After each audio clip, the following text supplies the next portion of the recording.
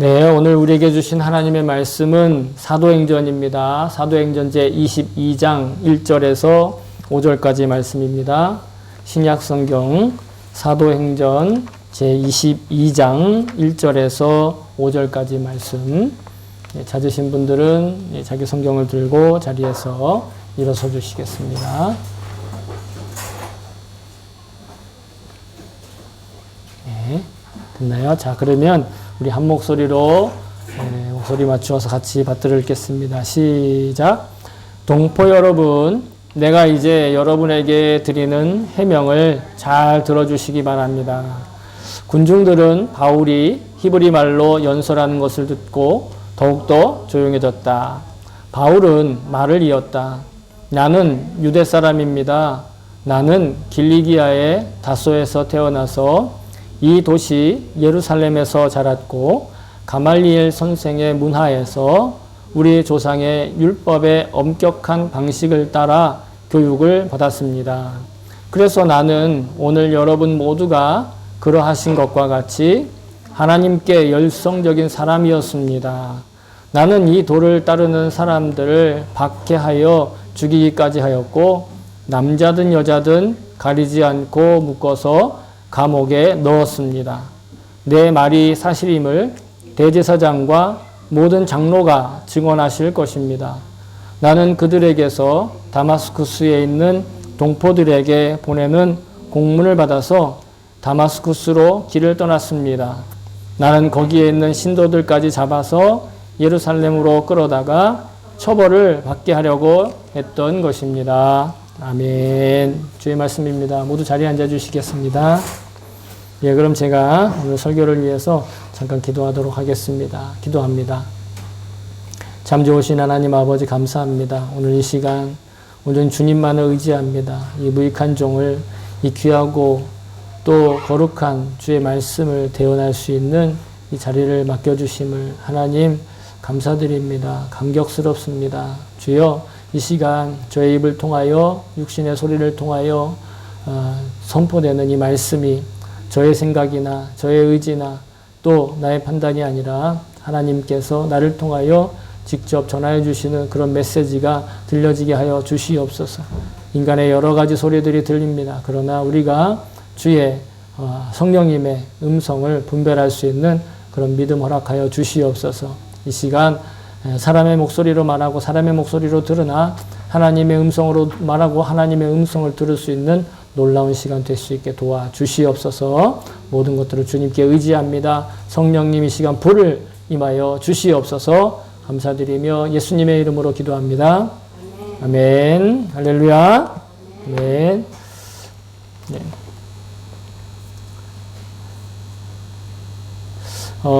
최근에 갑자기 또 다시 코로나가 감염자가 급등하는 바람에 참 여러 가지로 일상생활이 다시 위축되고 또 그에 따라서 더불어서 원하지 않게 신앙생활도 다시 또 이렇게 주춤하게 되는 그런 시기를 다시 우리가 만나고 있습니다. 하지만 여러분 그럼에도 하나님의 사랑은 여전하시고 하나님의 은혜는 충분한 줄로 믿습니다. 그리고 어떤 위협과 또 어떤 어려움 그리고 또 어떻게 우리가 생각하든지 하나님의 계획하신가 섭리는 절대로 변함이 없고 절대로 바뀌지 않는 것을 다시 한번 믿고 고백을 합니다. 그리고 이 자리에도 우리와 함께 계시는 그 성령님의 은혜를 고백합니다. 바라기는 이런 혼돈스럽고 위혹이 많은 시대에 오늘 여러분 예배를 통해서 또 이 메시지뿐만 아니라 이 예배 자체를 통해서 하나님께서 여러분에게 음성을 주시고 또 들을 수 있게 하시고 감동을 주시기를 다시 한번 주의 이름으로 축복합니다.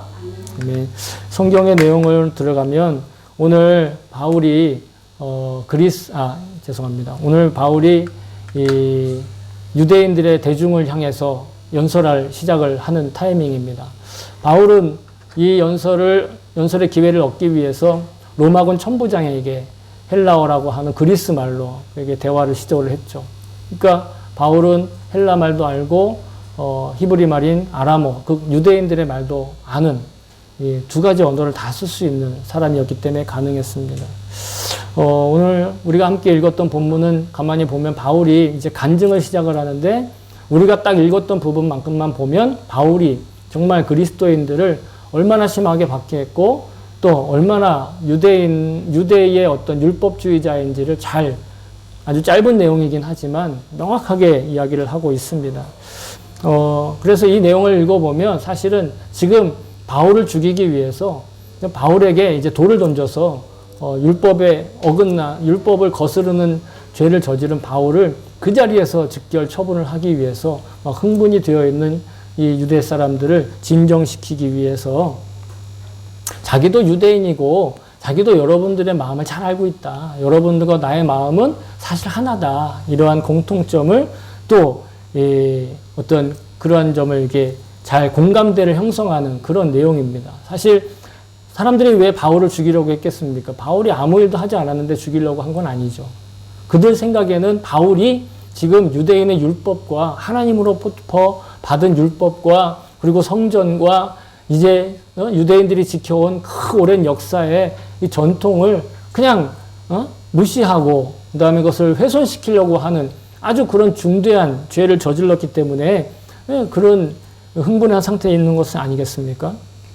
그러면서 바울은 이 유대 사람들에게 이 공감대를 형성하고 또 공감을 얻기 위해서 동질감을 얻기 위해서 이야기를 하기 시작하는데 그것이 첫 번째가 바로 그리스 말이나 아니면 다른 어떤 말로 한 것이 아니라 그 유대 사람들이 흔히 쓰고 있는 그냥 흔한 히브리 말로 그들이 잘 알아들을 수 있는 말로 시작을 했다라는 것이에요. 그리고 또 자신도 유대인이다. 자신도 혈통적으로 유대인이고 그리고 비록 자기가 이방 지역인 길리기아에 있는 다소라는 데서 태어나긴 했지만 사실은 자기는 이 예루살렘에서 자라났다. 근데 예루살렘에서 자랄 뿐만 아니라 예루살렘에서 율법에 대해서 아주 엄격하게 가르치는 가말리엘 선생 밑에서 내가 공부를 했다. 이렇게 얘기를 하는 겁니다. 그러니까 바울은 지금 다른 어떤 사람보다도 율법에 대해서 정통하다라는 걸 이야기를 하고 있는 거예요. 아주 쉽게 얘기를 하면 일본에서 나 동대 나왔어. 도다이. 복고 도다이 출신다 이러면 뭐 그냥 게임 끝나는 거잖아요. 이게 거짓말이든 진짜든 상관없이. 한국에서는 어땠어요? 나 S대 출신이야. 아니면 뭐 나 스카이 나왔어. 이러면 사람들이 일단은 의심을 하더라도 정말 그런가? 이렇게 다시 한번 보게 되지 않습니까? 그런 상황인 거예요. 바울이 내가 가말리엘 선생 문하에서 배웠다라는 건 그런 어떤 내가 대단한 율법에 정통하고 율법에 대해서 성전에 대해서 유대인다운 유대인으로서 조금도 부족함이 없다. 이렇게 얘기를 하고 있는 거예요. 뿐만 아니라 그 율법의 근거에서 자기가 얼마나 열성적으로 그 율법을 거스른다고 생각하고 있는 그리스도인들을 박해하는 데 앞장섰는지 그 그리스도인들을 끌어다가 그들을 죽이기까지 하고 아주 그 율법에 대해서 내가 열심히 정말 모든 열정과 열성을 다해서 그 일에 힘썼노라고. 그리고 그것이 내가 그냥 주장하는 것이 아니라 여기 지금 예루살렘에 있는 대제사장들하고 그 다음에 장로들의 그 모임에서도 분명히 내가 한 일에 대해서 이들이 알고 있다고. 이렇게 이야기를 하면서 공감대를 형성하고 있다는 것이죠. 그런데 사실 지금 바울이 그 이야기를 하면서 조금이라도 자기의 생명의 위협을 피하기 위해서나 아니면 내가 이 사람들의 폭력을 잔잔하게 하고 그냥 조용히 로마 제국의 천부장에게 점수를 따기 위해서 그렇게 이야기를 한 것일까요? 그렇지 않아요. 오늘 우리가 읽었던 본문만 보면 충분히 그렇게 생각할 만도 하지만 바울의 전체 이야기를 다 들어보면 오히려 그것이 바울의 실수였고 바울이 하나님께 잘못한 거였고 바울이 하나님께 회개할 내용이었다는 것을 밝히며 함께 그러한 입장에 서 있는 유대인들에게도 그러니까 여러분도 회개해야 한다. 그러니까 여러분들도 하나님께 돌이켜야 한다. 잘못된 방향에서 돌이켜야 한다라고 이야기하기 위해서 공감대를 형성하는 것이죠. 그들이 하나님께 대해 오답을 가지고 있었어요.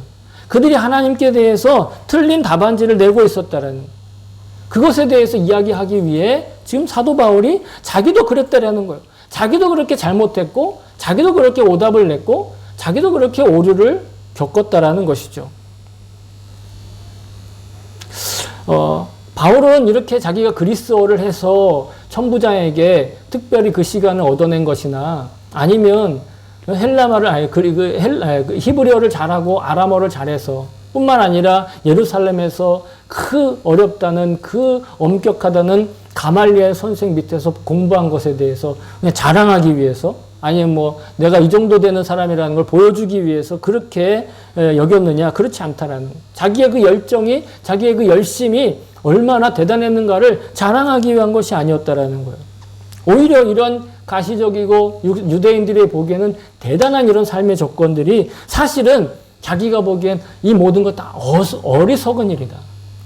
정말 큰 죄이다. 이렇게 사실은 여기고 있었다라는 거예요. 자신의 과거를 이야기할 때, 나 그때 한참 잘 나갔어. 나 그때 한참 잘했어. 야, 내가 그때 다시 돌아가면 정말 대단한 사람이야. 라고 그냥 한때를 추억하기 위해서 얘기하는 것이 아니라 그것이 나의 잘못이. 그것이 나의 죄입니다. 그것이 나의 가장 큰 실수입니다. 라고 이야기를 하고 있다는 거예요. 우리가 이것을 어떻게 할 수 있느냐? 여러분 고린도 후서 11장 1절에 보시 고린도 후서 11장은요. 바울이 자신의 과오를 이야기하는 구절입니다. 고린도의 성도들한테 자기가 고린도 후서 11장은 자기가 이렇게 사람들 보기에는 대단한 사람인 것처럼 보이고 정말로 능력 있는 사람인 것처럼 보이지만 실은 이거 하나님 앞에서 먼지와 같은 거다. 오히려 하나님께 명예를 훼손시키는 거다. 이렇게 고백을 하고 있는데 그 첫 절에 뭐라고 이야기를 하냐면 원컨대 너희는 나의 좀 어리석은 것을 용납하라. 청하건대 용납하라. 자기가 그런 말을 할 텐데 이제 자기가 얼마나 대단한 사람인지 사람들 보기에 얼마나 정말 영향력 있는 사람이었는지 이야기할 텐데 그거 어리석은 거다. 그런데 좀만 참아줘 라고 얘기한다라는 거예요. 보통 우리가 인지상정이면 어떻게 얘기합니까? 야, 내가 옛날에는 있잖아. 예수만 안 믿었으면 내가 저것도 그냥 한 방이면, 그냥 말 한마디면 그냥 뭐 어쩌고저쩌고 이러면서 막 그렇게 으스대듯이 내가 옛날 내가 예수를 믿었으니까 이러고 살지 예수 안 믿었으면 저것들 껌도 아니야. 뭐 이러면서 얘기를 할 수 있다라는 거예요. 그러나 바울은 그것이 뭐라고 얘기했다고요? 어리석은 것이다. 내가 좀 어리석은 말을 할 텐데 조금만 참아줄래? 이렇게 얘기한다라는 거예요. 정반대의 이야기죠. 보통 사람하고는 정반대의 태도로 이야기를 한다라는 거예요. 오히려 그러한 스펙이나 그러한 능력이나 하여튼 그러한 경험이 있다고 한다면 내가 예수만 안 믿었어도 이렇게 살 텐데 하면서 자랑하듯이 무용담을 얘기하듯이 얘기하는 것이 보통 사람들의 반응이에요. 그러나 바울은 그것이 어리석다라고 얘기했어요. 또 고린도 11장 전체에서 자기가 얼마나 열심과 열정으로 혹은 세속적인 관점에서 혈통적인 우월함에 대해서 이야기를 하는데 중간에 뭐라고 얘기하냐고 하냐면 내가 말하는 것은 주를 따라 하는 말이 아니요 오직 어리석은 자와 같이 기탄 없이 자랑하노라. 지금 자기가 자랑하는 것이 기탄 없이 자랑하는 것이 바로 하나님 앞에 어리석다라는 거예요. 우리는 보통 자랑거리, 육신적인 자랑거리를 말할 때 있잖아요. 그것이 어리석은 것이라고 생각하지 않고 말을 해요. 오히려 내가 원래 이런 사람인데 나 이 정도로 겸손한 사람이야 라고 오히려 자랑하기 위해서 그런 말을 한다라는 것이죠. 내가 한때 이렇게 잘 나갔어.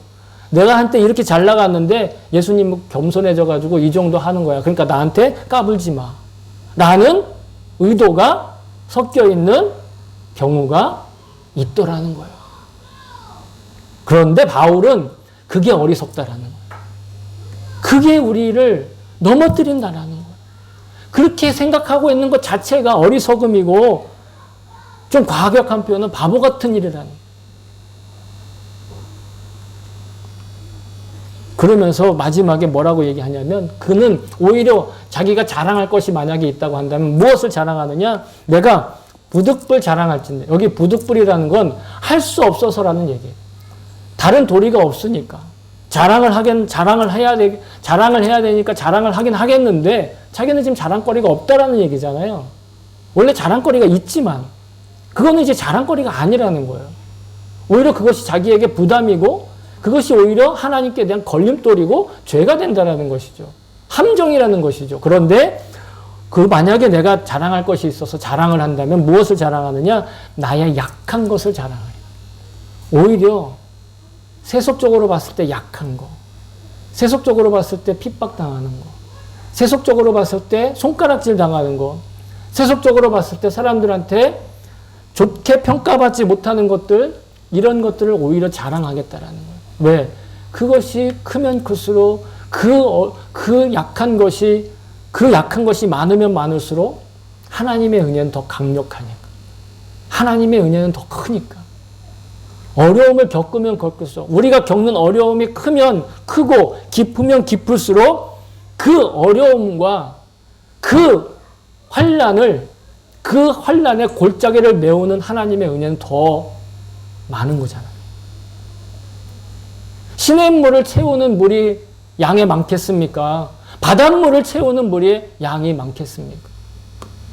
만약 우리의 고난이, 만약 우리의 환난이, 만약 우리의 어리석은 것이, 약점이 그렇게 크고 깊고 넓다면 그 모든 것들을 채우시는 하나님은 그만큼 크신 거예요.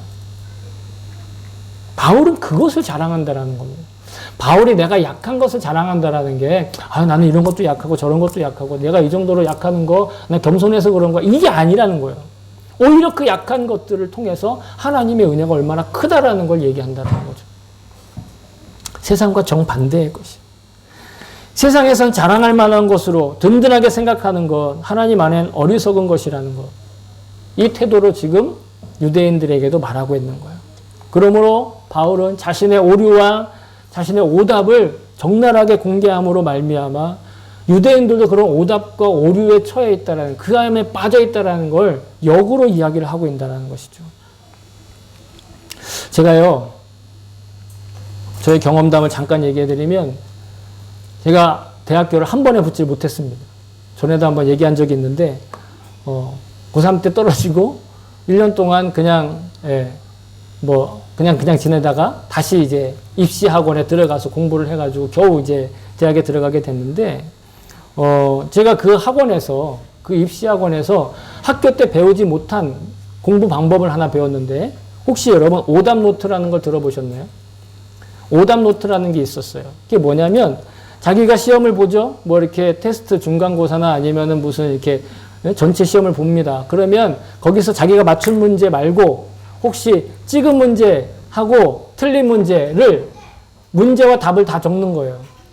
수학 같으면 식과 공식과 답을 다 적는 거예요.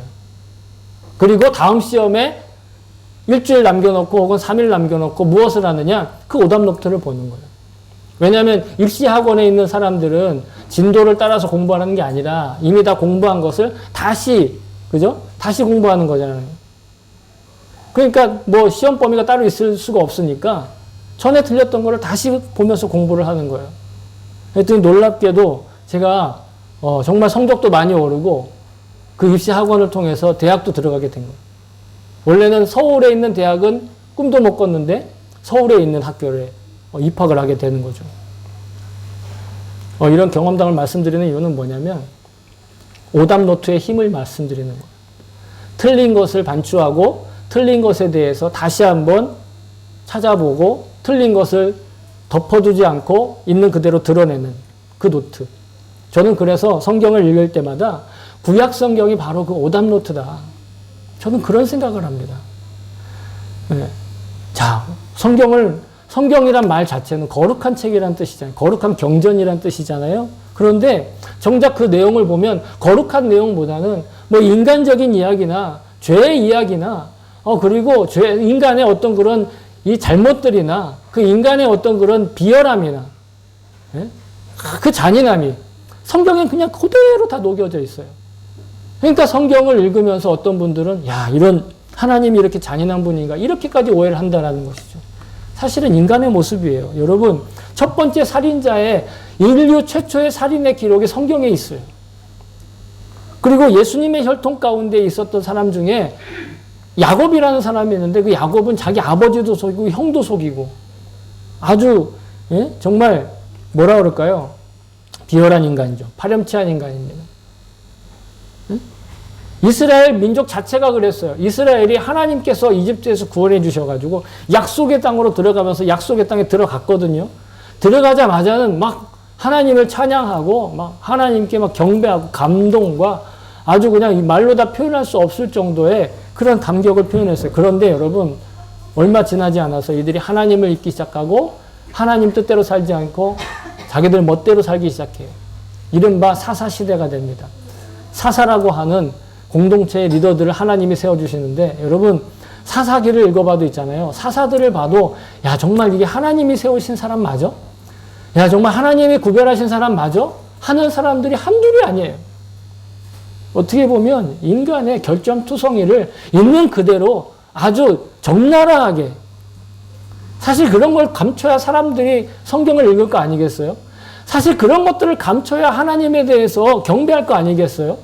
그런데 감추지 않아요. 뿐만 아닙니다. 그래서 그 모든 것들을 완벽하게 해결하실 분이 예수님이죠.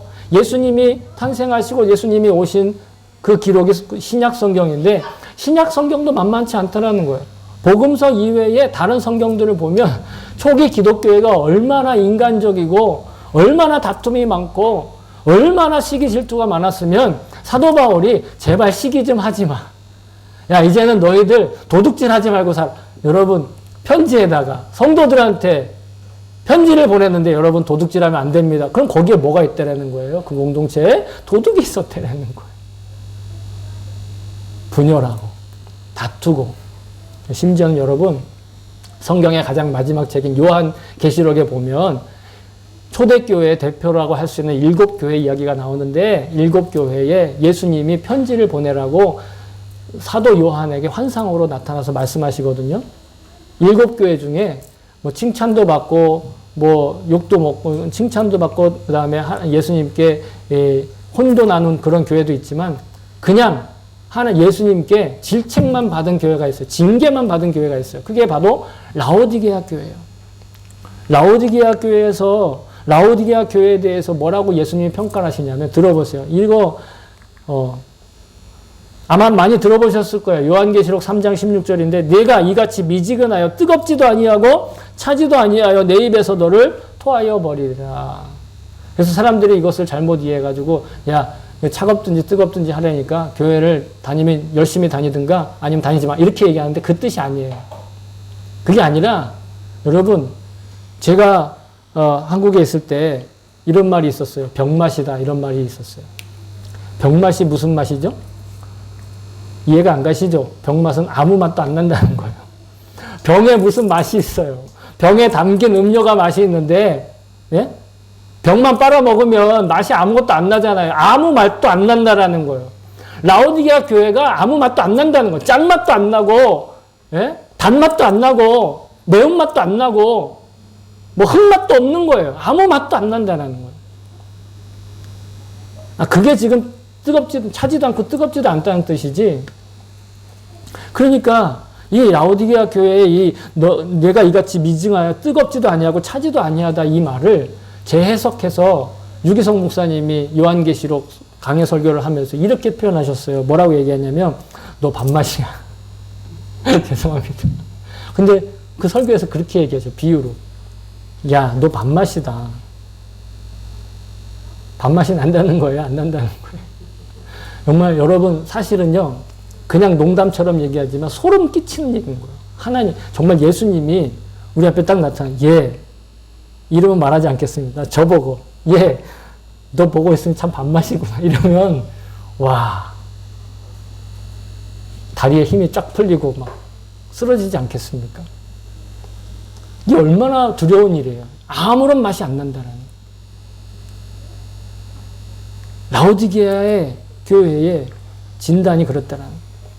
그게 바로 오류와 오답에 머물러 있는 상태라는 거예요. 더 이상 변화하지 않고 더 이상 회개하지 않고 오류와 오답에 그냥 머물러 있는 거예요. 그걸 읽으면서도 둔감해지는 거예요. 야, 구약에서도 그랬는데 신약에서도 그랬는데 지금도 마찬가지야. 내비둬. 어쩔 수 없어. 이게 그냥 라오디게아의 모습이라는 거예요. 과연 우리는 바울이 유대인에게 말하는 오류와 오답에 머물지 않기 위해서 정신을 차려야 할 것입니다. 회개하고 깨어 있어야 될 것입니다. 바울은 유대인의 오류에 대해서 말하고 있는데요. 율법과 건물인 성전을 지키기 위해서 열심을 다하고 열성을 다하는, 사실은 그게 중요한 게 아니라는 거예요. 열심과 열성 자체가 중요한 게 아니라는 거예요. 예수 그리스도를 믿고 복음을 믿고 회개에 제사함 받고 거듭나야 된다라. 거듭나야 예수님 말씀대로 소금과 같은 사람이 된다라. 짠맛을 내는 사람이 된다라. 아무런 무맛, 아무런 병맛과 같은 그런 인생이 아니라 짠맛이 나는 인생. 그게 예수님으로만 가능하다라는 거예요.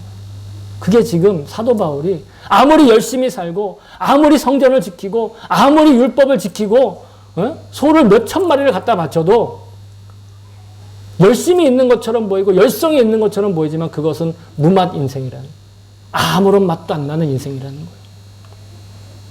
여러분, 저와 여러분이 그렇게 지금 구원받은 자의 삶, 거듭난 자의 삶을 살고 있는 거 아십니까? 그리고 우리가 구원받은 자의 삶, 거듭난 자의 삶을 사는 게 바로 예수님의 기도 제목의 성취인 걸 아십니까? 예수님이 하나님께 이렇게 기도했어요.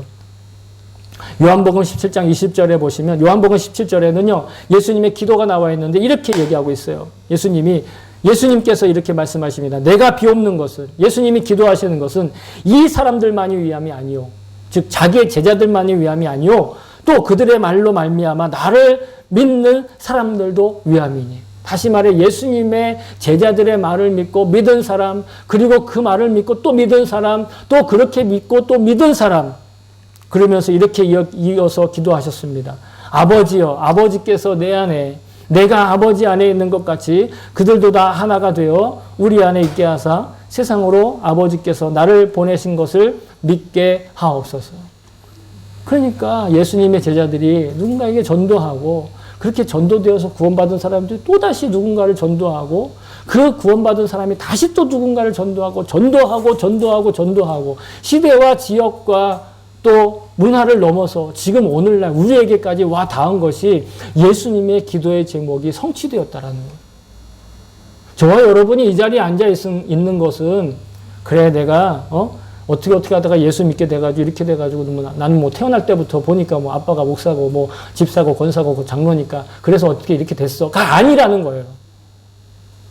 우리는 그냥 그렇게 생각하지만 예수님의 기도의 제목이 성취되어서 저와 여러분이 이 자리에 있을 수 있다라는 거예요.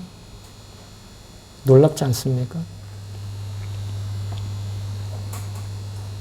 그래서 복음이 이 세상 모두에게 전해지는 마침내 그날 이 세상의 마지막에 올게 될 거라고 예수님이 말씀하셨어요. 예수님 친히 마태복음 24장 14절에 이렇게 말씀하십니다.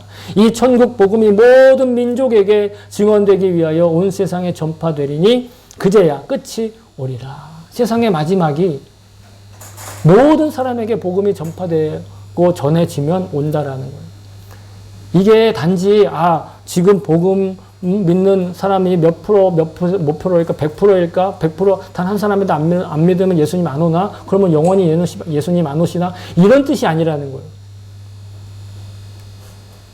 복음이 전파되고 복음이 모든 사람에게 다 전달되는 것이 바로 예수님 다시 오시는 사인이라는 거예요. 그리고 그것이 마지막의 사인이라는 거예요. 그렇다고 한다면 제가 존경하는 어떤 목사님이 이 구절을 가지고 이렇게 얘기하셨어요. 과연 지금의 이 시대가 예수님이 말씀하신 이 천국 복음이 모든 민족에게 증언되기 위한 시대가 아닌가, 이렇게 감히 말씀을 하시는 거예요. 제가 세대주의적인 관점에서 말씀드리는 것이 아니라 그러고도 남을 만한 시대라는 거예요. 왜? 요즘 온라인으로요, 복음을 전하면 관심이 있다고 한다면 있잖아요. 지금 일본에서, 지금 만약에 제가 이렇게 휴대폰으로 아주 조촐한 장비를 가지고 휴대폰으로 이렇게 라이브 방송을 하면서 예배를 이렇게 송출하고 있는데, 지금 제가 모니터링을 하고 있는데 지금 주요 채팅에 3명이 들어와 있어요. 그런데 만약에 좀 우습죠? 그런데 만약에 이게 공이 한 100개가 붙는다. 공 100개가 붙으면 몇 명일까요? 계산도 안 되지만 어쨌든 간에 그런 사람들이 동시에 접촉을 했는데 막 남극에서도 북극에서도 아프리카에서도 미국에서도 저 남미에서도 그리고 저게 지구온난화로 곧 침몰될 수도 있는 그 투발루라고 하는 그런 나라에서까지 동시에 이 천국의 복음을 듣고 있다고 한다면 그 시대가 지금의 이 시대 아니냐는 거예요. 그 말씀을 그 통찰을 하는데 나루호도 그랬어요. 그러나 여러분 꼭 지금 우리의 시대가 종말의 시대, 우리의 시대가 지금 꼭 좀 있으면 멸망할 시대, 모든 사람들이 이제 그 지구 온난화 때문에 아니면 기후 위기 때문에 아니면 무슨 핵 전쟁 때문에 다 죽을 거야. 뭐 그런 류의 그런 마지막 어떤 지금 왔다 그런 임박한 종말이다 그런 얘기를 안 하더라도 우리는 지금 그런 종말의 시대에 살고 있다라는 거예요. 새겨서 들으셔야 돼요. 제가 지금 시한부 종말론을 얘기하자는 것이 아니라 우리는 지금 이제부터 우리가 살 인생의 첫날을 살기는 하지만 가만히 잘 생각해 보세요. 내가 살아가고 있는 내 인생의 가장 마지막 날을 살고 있어요.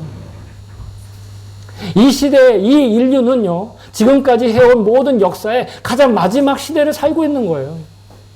이 마지막 시대가 어떻게 돼요? 계속 유예되고 있는 것 뿐이에요. 예수님 때도 마찬가지였어요. 예수님도 말씀하셨어요. 회개하라, 천국이 가까이 왔느니라. 마지막 때라는 거예요. 마지막 때가 단지 유예됐을 뿐이지 우리는 지금 마지막 때를 살고 있다는 거예요. 그렇다고 한다면 우리가 이 마지막 때를 맞이하면서 마지막 때라는 것을 생각하면서 회개해야 될 것이 무엇이냐. 여러 가지가 있을 거예요. 각자의 삶의 자리가 다 다르기 때문에 제가 회개해야 될 것이 따로 있고 여러분들이 회개해야 될 것이 다 따로 있을지 모르겠어요. 그 어떤 구체적인 죄에 대해서는.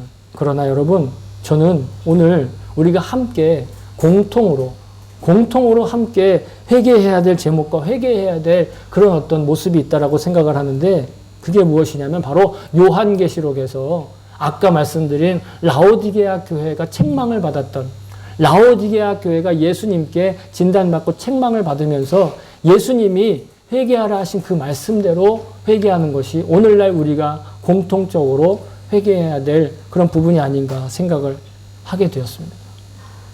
요한계시록 3장 20절부터 22절에 보시면 예수님 이렇게 말씀하세요. 라오디게아의 교회에게 말하지만 회개해야 되는 모든 전 세계의 그리스도인과 전 세대의 그리스도인에게 이렇게 말씀하십니다. 볼지어다 내가 문 밖에 서서 두드리노니 누구든지 내 음성을 듣고 문을 열면 내가 그에게로 들어가 그와 더불어 먹고 그는 나와 더불어 먹으리라. 이기는 그에게는 내가 내 보좌에 함께 앉게 하여 주기를 내가 이기고 아버지 보좌에 함께 앉은 것과 같이 하리라. 귀 있는 자는 성령이 교회들에게 하시는 말씀을 들을지어다. 이 성령께서 오늘 우리에게도 말씀하시는 거예요. 여러분 회개가 무엇일까요? 바로 예수님께서 우리의 마음을 우리의 인생의 문을 우리의 마음의 문을 우리의 육신의 문을 지금 두드리고 계신다라는 거예요. 예수님께서 우리를 두드리고 계신다라는 거예요. 그러면 예수님이 내 안에 들어오셔서 나와 함께 먹고 마시는 것. 상징적으로는 말씀을 먹고 마시는 거다 이렇게 해석을 할 수도 있겠지만 전 여러분 이 말씀이 오늘날 우리가 먹고 마실 때마다 예수님과 함께 동행하는 거예요. 우리가 먹고 마실 때마다 예수님을 바라보고 먹고 예수님을 바라보고 마시는 거예요. 오늘 우리가 일상생활을 함에 있어서 예수님의 시선을 의식하면서 먹고 마시고 일상생활을 나간다는 것이죠. 우리의 태도가 바뀌는 것, 우리의 태도가 주님께 초점을 맞춰지는 것, 그것이 회개라는 것입니다. 앞서 말씀드린 대로 예수님께서 회개하지 않으면 토해버리시겠다고 말씀하시는 회개하지 않으면 우리 예수님 앞에 너 밥맛이야. 이런 말을 들을 수도 있어요. 그 회개란 무엇이냐? 아까 말씀드린 것. 일상생활 가운데 주님과 함께 먹고 마시며 살아가는 것. 이 태도와 자세를 지켜나가는 것. 중요한 건 내가 얼마나 열심히 살았냐, 내가 얼마나 성공적으로 살았냐, 얼마나 대단한 성과를 위해서 노력하고 또 노력을 더, 심지어는 영혼을 갖다가 다 끌어다 모아다 살았느냐, 이게 중요한 게 아니라는 거예요. 비록 달팽이 한 마리가 느리게 가는 한이 있더라도 홍수의 멸망에서 구원받을 노아의 방주로 향하는 그 길을 멈추지 않는 것, 그 바른 길을 걸어가는 것. 달팽이가 하루만큼 이동해봐야 얼마나 이동할 수 있겠어요? 그런데 그 달팽이가 이동하는 것처럼, 그 달팽이가 걸어가는 것처럼 느리고 처지고 할지라도 방향만 오르면, 방향이 노아의 방주를 향한 방향이라면 그걸 하나님 끝까지 기다려 주신다라는 거예요. 모든 사람들이 모든 민족에게 복음이 전파될 때까지 지금 기다려주고 계시잖아요. 종말이 유예되고 있잖아요. 예수님의 재림이 계속해서 유예되고 있는 이유가 바로 거기 있는 거예요. 왜 지금 종말의 때인 것 같은데 왜 지금 종말의 증거들이 안 나타나고 왜 그런 종말에 아주 그냥 휩싸여서 어떻게 열심히 살아야 될까 어떻게 피할까 라고 생각하는 것이 아니라 내 마음과 태도가 내 일상생활의 모든 초점이 그리고 내 의식이 내 행동이 주님의 시선에 맞닿아 있는 거예요. 여러분 그러면 내가 좀 성공적이지 못해도 내가 좀 열심히 못해도 제가 이렇다고 해서 열심히 하지 말라는 뜻은 아닙니다. 열심히 살겠죠. 사람은 그냥 자기가 좋아하는 거 열심히 살아요. 그런데 중요한 건 방향이 먼저라는 거예요. 방향이 먼저 되면 열심히 살면 열심히 산 만큼 좀 열심히 못 살면 열심히 못 산 만큼 예수님께 다가가게 되는 거예요. 예수님께 향해 나아가게 되는 거예요. 여러분 주님께서 일상생활 가운데 지금 동행하고 계신다는 것 이 아름답고 놀라운 이 복음의 소식 여러분 잊지 말고 정말 포기하지 않고 진득하게 하루에 하루만큼씩만 하루에 이틀만큼도 아니에요. 하루에 하루만큼씩만 뚜벅뚜벅 걸어갈 수 있으면 좋겠습니다. 사랑하는 성도 여러분 바울은 자신의 오류와 죄를 솔직히 고백하며 유대인들을 향해 회개할 걸 도전하기 시작합니다. 바울이 돌이켜 회개하였고 그래서 유대인들이 회개해야 할 오류와 죄는 바로 그릇된 방향의 열성과 열심이었습니다.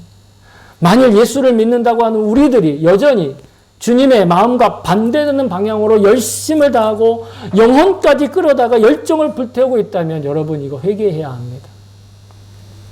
회개란 주님의 뜻을 향한 방향으로 삶의 모든 태도를 맞추며 살아가는 것을 말합니다. 그러므로 회개란 주님을 바라보며 주님과 동행하며 걸어가는 것입니다. 단 한 번 후회하며 내 잘못을 죄를 후회하며 돌이켰다고 계속 그 방향을 유지할 수 없는 것이 우리 인간의 죄의 아주 근본적인 속성이에요. 올바른 방향을 유지하는 건요 우리의 실력이나 노력이나 영역이나 거룩함 이런 것들로 불가능합니다. 다만 주님께서 은혜를 주셔야 하고 능력을 주셔야 하죠. 오직 지금도 나와 동행하고 계신 주님 바라보고 자신을 점검하며 오답노트와 같은 동행 일기를 적을 때 그 은혜와 능력을 담아내며 확인하며 살아갈 수 있어요. 저와 여러분이 바울의 실패담을 거울 삼아 이번 한 주간도 매일 주님 바라보며 동행하는 그런 행복한 일상 살아갈 수 있기를 다시 한번 주님의 이름으로 축복합니다. 아멘.